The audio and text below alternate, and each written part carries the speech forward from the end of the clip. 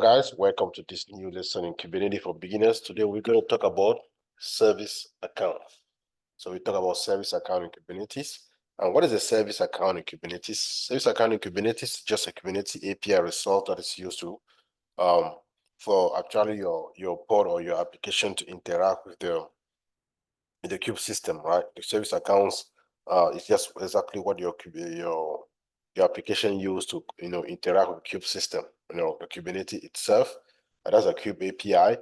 So if you want, for example, your application to interact, you will use service account, for example. So it's just like an authentication way, just like the way that the application that we have on the cluster used to authenticate with the API server.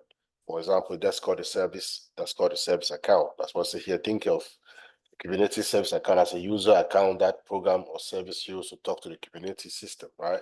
So that's what it's called, the service account.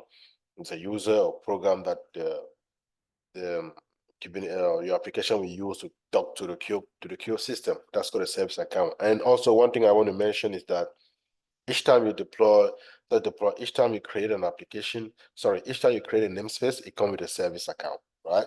Each time you create a namespace, it comes with a service account. So now you will see how most of the application have service account, especially application that need to talk to the Kubernetes system.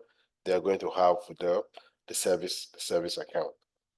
So it is called SA, for example, and let's go in the cluster.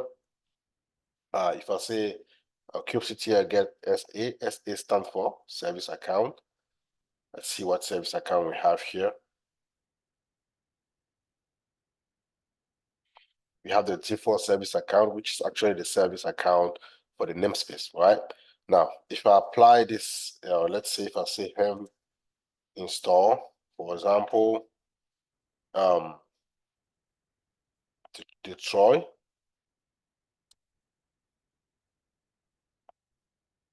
Detroit, this is just a hem chart. It's going to install this called Detroit. If I say kubectl get service account, you guys can see it created a service account here called Detroit, and this is what actually if this application called Detroit need to talk to the kube system, it will use the service account to go ahead and talk to the kube system. So service account is just a way to authenticate with the kube system. We use service account if your application will require service account to authenticate the kube system. I hope you guys like this video. See you guys on the next video. Thank you.